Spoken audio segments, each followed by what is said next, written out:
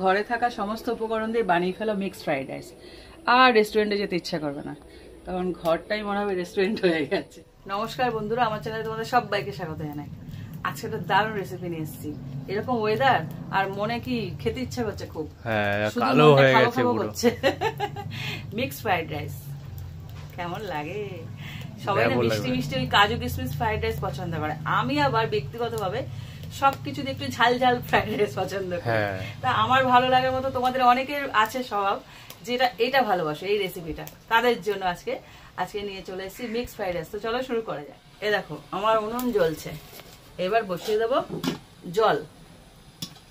জলটা ফুটুক আমার এদিকে। এ দেখো চালটা ধুয়ে রেখেছি, লম্বা লম্বা ভাত হবে, এটা বাসমতি রাইস। আর জলের মধ্যে দিয়ে দিচ্ছি একটু লবণ আর ছোট এলাচ আর দারচিনি, আর দিয়ে দিচ্ছি একটু তেল, সাদা তেল। দেখো আমি কালি রান্না করতে করতে আমার বোতলও কালি হয়ে গেছে। এবার করতে শুরু করুক। একদিন মুখ মুছছি, দেখি সারা মুখে কালি লেগে গেছে। ও বলে, মা তোমার মুখে এগুলো কি? আমি খেয়াল করিনি, সারা মুখে কালি। ভালোই তো, ফুটে গেছে, টকবক করে ফুটছে। এবার আমি চালটাকে দিয়ে দেবো। চালটা 30 মিনিট অথবা 1 ঘন্টা আগে ভিজিয়ে রাখবে, তবে এরকম লম্বা লম্বা হবে।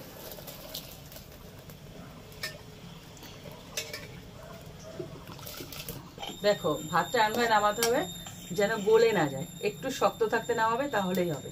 এই দেখো সেদ্ধ হয়ে যাবে কিন্তু গলে যাবে না। এবার এটাকে ফ্যান ঝাড়াতে দিয়ে দেবো।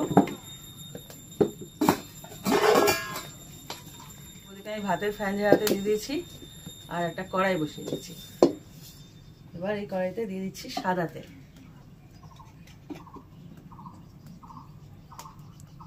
আমাদের পাশে না আবার কতগুলো বাচ্চা দিয়েছে, ছোট ছোট, একদম ছোট ছোট ডাক পাখি বাচ্চা। এইটু আবার হয়েছে ডাক পাখির বাচ্চা, ছোট ছোট আওয়াজ আসছে, কি ভাল লাগছে দেখতে। যেগুলো ছিল ছোট ছোট ওগুলো বড় হয়ে গেছে, এত বড় বড়, মানে বড় পাখিতে পরিণত হয়েছে। আবার যে ছোট ছোট দিয়েছে এইটুকানি, ওই দেখা যাচ্ছে পাশে। এখান থেকে ওনার ক্যামেরা যাবে না, এত ছোট না আসলে, ঘাসগুলো বড়, ভেতরে লুকিয়ে রয়েছে। মার পেছন পেছন ঘুরছে। তেলটা গরম করে নি, তেলটা পুরোপুরি গরম হয়ে গেছে। এবার এখানে যে চিংড়ি মাছগুলো পরিষ্কার করে ধুয়ে নিয়েছি, ওগুলোকে ভেজে নেবো। মিক্সড ফ্রাইড রাইসে কি যায় সব তোমরা জানো, তাও করছি, তোমরা একটু দেখে নিও, একদম সহজ পদ্ধতিতে। তার জন্য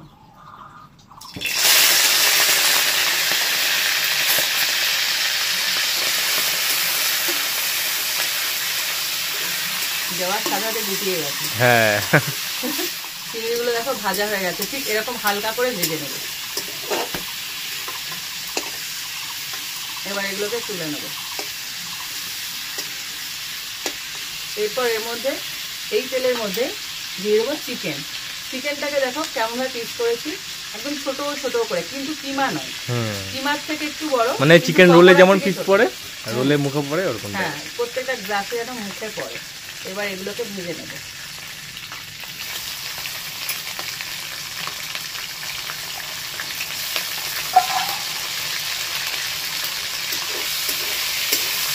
চিকেনটাকে আবার ভালো করে ভাজতে হবে, চিংড়ির মতো হালকা করে ভাজলে হবে না, খুব সুন্দর করে ভেজে নিতে হবে। দেখো চিকেন গুলো কালার চেঞ্জ হয়ে গেছে, পুরো লাল করে ভেজে নিয়েছি। এবার এগুলোকে তুলে নেব।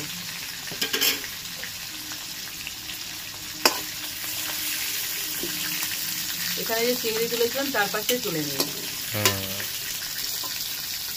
সমস্ত তোলা হয়ে গেছে।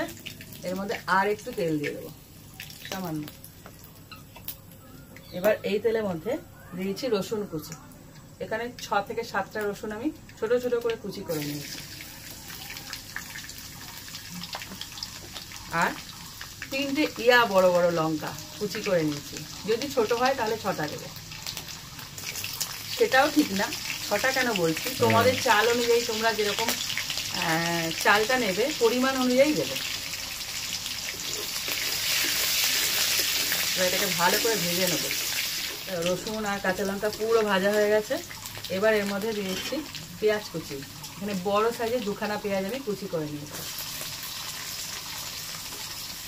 আর পেঁয়াজের সাথে একসাথে গাজরটা ভেজে নেবো, যেহেতু দুটোই শক্ত সবজি তার জন্য।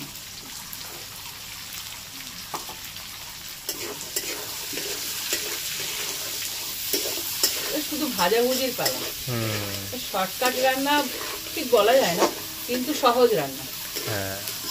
পরপর অনেকগুলো উপকরণ পড়ে তো শর্টকাট রান্না বলা যাবে না, কিন্তু খুব খুব সহজ রান্না, এত টেস্টি, শুধুও খাওয়া যায়।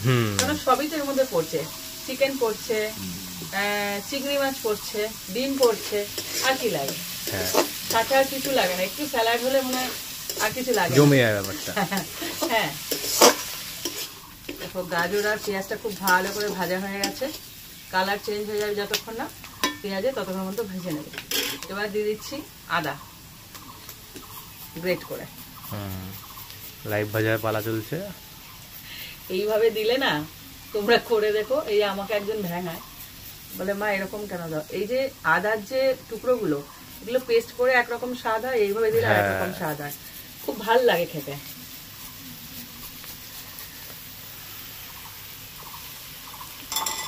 এবার দিয়ে দিচ্ছি ক্যাপসিকাম, সব ছোট ছোট করে কাটা, একরকম।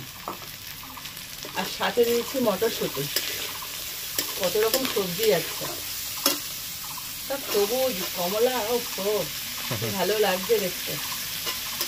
সব একসাথে ভেজে নেবো। দেখো সমস্ত ভেজিটেবল ভাজা হয়ে গেছে, দেখো সব কটা কালার চেঞ্জ হয়ে গেছে। এবার মাঝখানটা এরকম ফাঁকা করে, তোমরা চাইলে আলাদা ভাজতে পারো, আমি দিচ্ছি না, এক্সট্রা আলাদা ভাজছি না, এর মধ্যেই দিয়ে দিচ্ছি। ডিমটাকে ভেজে নেবো। ভুর্জি এখানেই তৈরি হয়ে যাবে। লাইভ ভুর্জি। আমি সবকিছু লাইভ করি নাকি? দেখো সাথে সাথে ভুর্জি হয়ে গেল। এইবার এটাকে মিশিয়ে দেবো, হয়ে গেল। শর্টকাট বুদ্ধি শেখাই না আমি সবসময়। এইবার দিয়ে দিচ্ছি গোলমরিচ গুঁড়ো, ফ্লেভারের জন্য খুব ভালো লাগবে, এটা সুন্দর একটা ফ্লেভার দেয়। দিয়ে দিচ্ছি লবণ, যেহেতু রাইসের মধ্যে লবণ ছিল সেহেতু লবণটা একটু ভেবে চিন্তে দিতে হবে। আর এখানে সোয়া সস যাবে, সেটাতেও লবণ থাকে, বেশ খানিকটা লবণ থাকে, লবণটা খুব সাংঘাতিক, এখানে অল্প।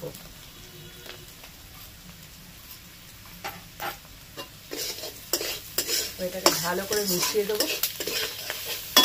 দিয়ে দিচ্ছি সোয়া সস, খুব সাবধানে,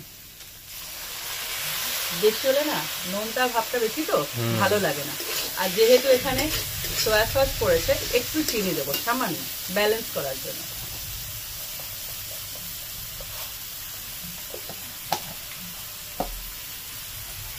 একটু ঝাল লঙ্কার গুঁড়ো দেবো অল্প, হাফ চামচ।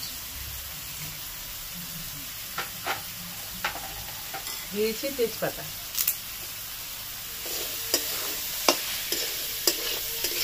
এবার যে চিকেন আর চিংড়ি মাছটা ভেজে রেখেছিলাম এর মধ্যে এটা চলে যাবে। সব শুধু জোগাড় করে নিতে হবে, পর পর দিলে যা টেস্টি রাইস না, এটা হলে শুধুই ভালো লাগে, আর কিচ্ছু লাগে না। ভালো করে এটা মিশিয়ে নেব। এখানে একটা মশলা ইউজ করবো আমি, কি বলতো, আমি আমার মতন করে করি, সবসময় বলি, মানে ওই গতানুগতিক ওই পদ্ধতিতে আমি সবসময় দেখবো আমি একটু ব্রেক করি, এটা আমার অভ্যাস। একটু ডিফারেন্ট হলে না স্বাদটা বদলে যায়, খেয়াল করে দেখবে, টেস্টটা বেরিয়ে যায়। তোমরাও করে দেখো, তাহলে বুঝতে পারবে টেস্টটা তফাৎ হয়ে যায়।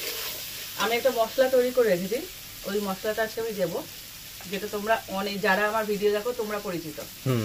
সেটা হলো ওই যে দারচিনি, লবঙ্গ, ছোট এলাচ, বড় এলাচ, স্টার অ্যানিস, জায়ফল, জয়শ্রী, তারপরে ওই যে কি বলে শাহজিরে, শাহমরিচ, সব দেওয়া, সেই মশলাটা দিয়ে দেখো, খুব ভালো লাগবে, খুব সুন্দর একটা ফ্লেভার ছাড়বে। দেওয়া হয়ে গেল।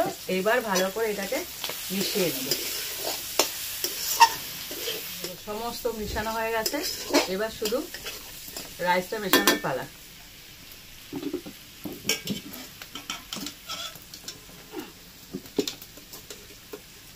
মেশাবো আর মানে দিতে থাকবো আর মেশাতে থাকবো। আমি একটা জিনিস শুধু আজকে দিতে পারলাম না, আমার কাছে ছিল না, তাই সেটা হলো স্প্রিং অনিয়ন। ভালো লাগবে, একদম নামানোর আগে ছড়িয়ে দেবে। মুখে বললে ভালো লাগে বেশ। আমাদের এখানে কাছে পিঠে যে বাজারটা, সেটাই না পাওয়া যায় না সবকিছু, একটু দূরে আছে বড় বাজার, ওখানে পাওয়া যায়। তো বড় বাজারে যাওয়া হয়নি এর মধ্যে, যার জন্য আনা হয়নি।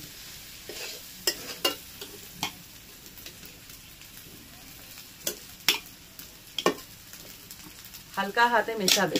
এই ভাতগুলো না খুব নরম, মানে এত সুন্দর লং গ্রেন রাইস বলে তো, এই ভাতগুলো লম্বা লম্বা হয় তো, তার জন্য ভেঙে যাওয়ার চান্স থাকে। যদি একটু শক্ত থাকতে নামিয়েছি, তাও এরকম হালকা করে করে মেশাবে, তাহলে লম্বা লম্বা ভাত পাবে। দেখো আমার পুরো মেশানো কমপ্লিট, একদম রাইসের সাথে একদম মিলে মিশে যায়। তৈরি হয়ে গেল আমার মিক্স ফ্রাইড রাইস।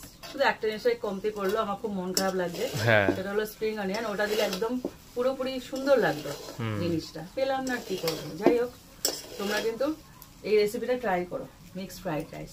সাথে একটু চিকেন কষা নিতে পারো, অথবা কি বলবো, চিলি চিকেন নিতে পারো, হ্যাঁ চিকেন মাঞ্চুরিয়ান নিতে পারো। হ্যাঁ, ওরে বাবা, ওই দেখো পুরো রেস্টুরেন্টটা একদম চিকেন হানি নিতে পারো।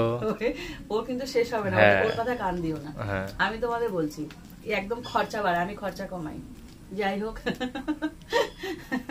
এই রাইসটা বানিয়ে আমাকে কমেন্ট করো কেমন লাগলো। আশা করি ভীষণ ভালো লাগবে। একদম সহজ পদ্ধতিতে দেখো আজকে বানিয়েছি। ম্যাক্সিমাম জিনিস ঘরে থাকে, শুধু চিংড়িটা আনবে আর চিকেনটা আনবে। আর বুদ্ধি দিয়েছিলাম না এর আগে, যে এই রাইসটা ঘরের মধ্যে এনে রাখবে, যখন তখন মন চাইলে ভালো বানিয়ে ফেলবে। তো রাইসটা বানিয়ে কমেন্ট করো কেমন লাগলো। আশা করি ভালো লাগবে। আর ভালো লাগলে লাইক দিও, শেয়ার করো। এরকম আরো রেসিপি পেতে আমার চ্যানেলটা সাবস্ক্রাইব করে দিও। তো আজকের মতো টাটা।